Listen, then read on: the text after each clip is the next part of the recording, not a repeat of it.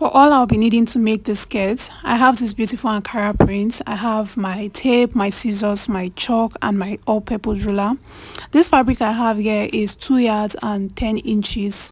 And I already folded it into two, as you can see. This method I'll be showing you guys is going to be the easiest method. This way you're going to cut both the front and the back piece at once, and also you will have the hip allocation all at once. First thing, we'll mark 2 inches around that point. That is going to be for the zipper allowance. Make sure you use 2 inches or 2.5 inches. Make sure it is not less than 2 inches. Just mark the 2 inches and make a straight line across that point, just as you can see me doing. Now I'm going to pick from the folded end, that is the other end that is already on fold, and I'm going to place that folded end right on that zip allowance that we already chalked. Okay, make sure to take your time to place this nice and clean. So the part that has 2 separate pieces is going to be for the back piece, which of course we mark 2 inches for zip allowance, and the folded side is our front piece. Okay, once you decide which side will be the top part, make sure to trim out that label from the skirt, because I don't want that to show around the waist. I don't want a tiny bit of it to show, so I'm going to trim that out first. On the top part of the skirt, which is the starting point, I'm going to mark half an inch.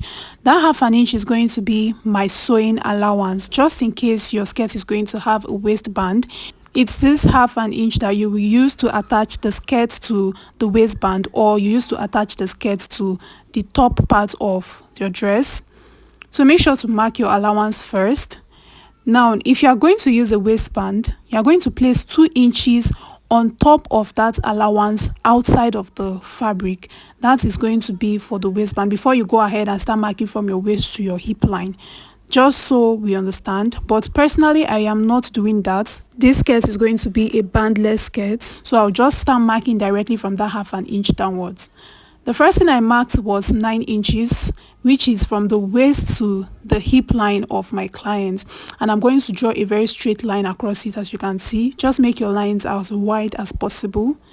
Next, we are going to mark from the waist to the knee line, and I'm going to just be using this knee line as a guide to get my perfect pencil skirt, and I marked 23 inches for her knee length. For the measurements, my client's waist is divided by 4 is 7.5, and her hip divided by 4 is 9.5. Now we have the front and we have the back. Okay, from the front piece, I'm going to use 9 inches. I'm going to subtract that half an inch and I'm going to add it to the back piece. You can also decide to remove 1 inch, or you can decide to remove 1.5 inch, but I decided to use only half an inch to help me get the hip allocation. It is very important for the back piece of your skirt to be a bit bigger than the front piece, because the back carries the hip, which is the bum. So I'll just show you guys. I only use half an inch and you can use the same method as mine. On the waistline, I marked her exact waist measurements. Make sure to start from the folded fabric, because the other 2 inches is just zip allowance. So I marked 7.5 inches there. And then on the hip line, I'm going to mark her front hip measurements, which is 9, right on that point. And then in order to mark the 10 inches that I said we'll be marking for the back piece, I'm going to flip my tape over, and I will mark 10 inches right on the back piece, as you can see. Okay, we marked 9 inches first, and then we flipped it over and marked 10 inches. So now I'm going to connect this to meet the waistline. This way I have been able to make the back piece bigger than the front piece. This is everything about this whole hip allocation, and I think this is like the easiest method.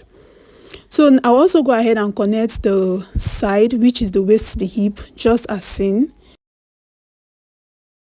On the knee length, I'm still going to mark the same 9 inches that I use on the hip line. I'm going to bring that down. And then for the full length, I'm going to mark my full length, which for the full length of the skirt, I'll be using 42 inches. Plus the allowance for turning it, I'm going to make this 43 inches or 42.5 inches if you want to use only half an inch. So I marked that, and then on the full length, since I used 9 inches on the hip and on the knee length, I'm going to mark 8 inches on the full length. Okay, you can see that this way the measurement is reducing as it goes down, and this is going to give me that perfect pencil skirt that I need.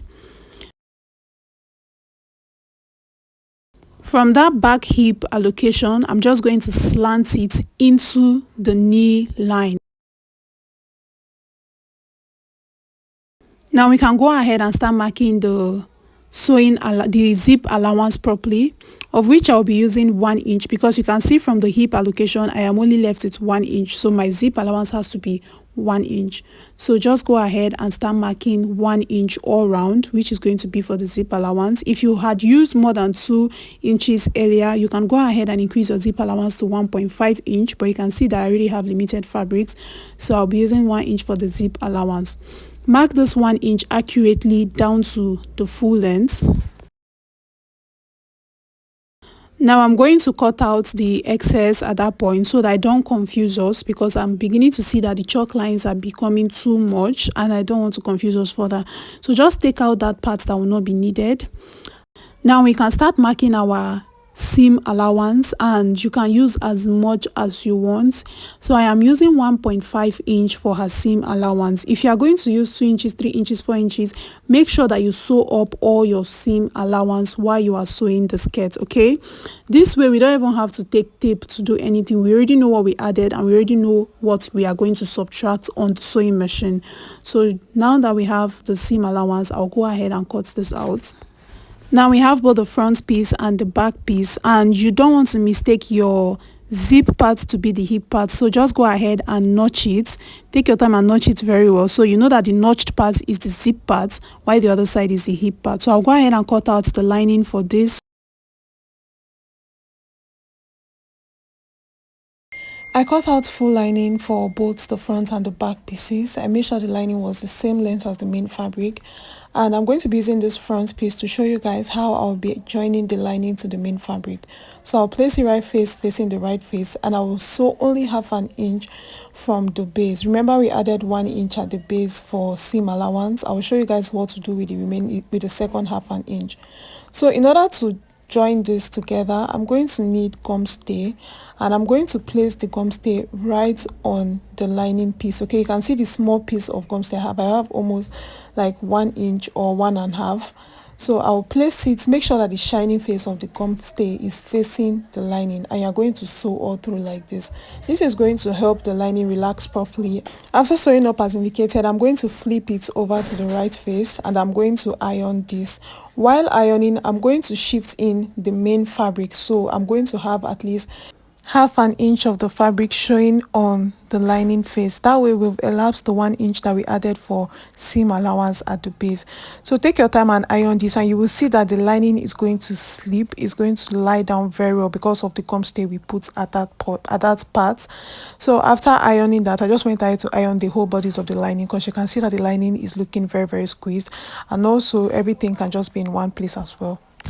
Afterwards, I'm going to flip this back to the right face, and you can see that we have some inches of lining left at the top part. So just go ahead and trim out the parts that will no longer be needed. I also repeated the same process for both the back pieces, and this is what all my 3 pieces looks like. But before then, we are going to go ahead to join that zip allowance, that back side. So I'm going to place them on each other, right face facing the right face. Now from the waistline, I'm going to mark 7 inches. That is where my zip allowance is. My zip is going to stop. You can mark yours to be 9 inches where you'll have your hip allowance. Just go ahead and mark what works for you, but I like to use 7 inches. And then from the waistline again, I went ahead and marked up to 20 inches. That is where the slit of the skirt is going to start. Then I will start marking the 1 inch. Remember, it was 1 inch we had all through. So just take your time and mark this 1 inch and connect just as seen. Now I'll still mark this 1 inch all through to the base and to the other part, but you see this part that I just marked, we are going to sew that with a very tight stitch, because that's going to be like the main stitch of the back piece.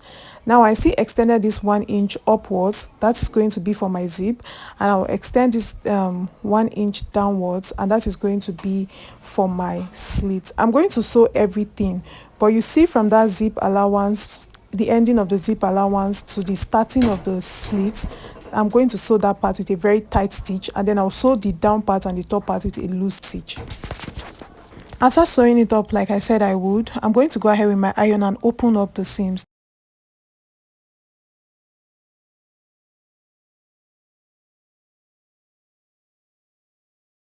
Afterwards, I'm going to open up the top part. You can just see how easy it is for me to lose, which is because I said I will sew the top part with a loose stitch, and I will stop right at the point where I have my zip allowance. That way you can see that the place that I ironed is laying flat, and that is exactly where I'm going to fix my zip. Also for the slit, I went ahead and I loosed it up. As you can see, I was also checking to be sure that I did not exceed, but I made sure that it was sewn with a tight stitch, guys. So after I have finished that, this is what the back piece is looking like, very neat and beautiful. And the next thing for me to do will be to couple this with my front piece.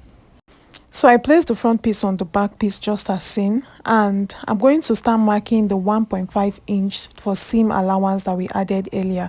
Don't forget, like I mentioned while we're marking this earlier, I said if you use 2 inches, 2.5 inches, no matter the amount of sewing allowance you want to use, make sure to sew up all your sewing allowance. So I'm just taking my time to mark the 1.5 inch all round. I just use my free hand to connect them, and then I'll take this to my sewing machine to join both the sides of the skirt together.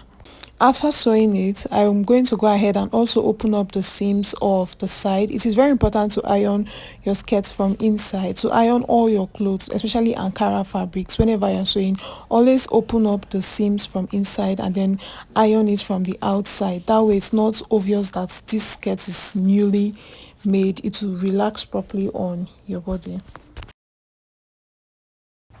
And this is what the skirt looks like, an obvious beautiful pencil skirt with a high slit. This slit is not all that high, I must say, but this is what our skirt looks like. So I'm going to take this to the weavers. This is actually supposed to be for a dress. It is supposed to be attached to something, but I decided to film the tutorial showing you guys how to make your skirts. So I'm going to take this to the weavers to have them weave the skirt for me, and once they weave the skirt, I will still come back and use a hemming gum to close up the slit side, a bit to hem the slit side, because that way it will look very clean and more professional.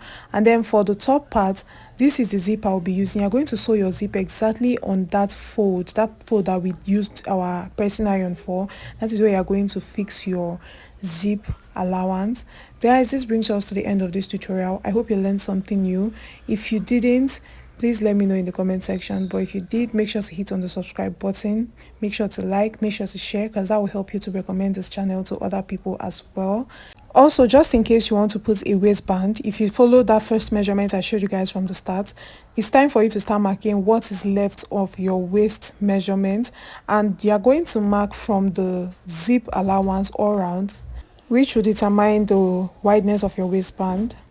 And this is what the skirt looks like. You can see that this skirt has no bulge around the zip area. It is all laying flat and nice. I know the chalk lines are still showing, but we'll get rid of that soon. Don't forget to subscribe. Bye.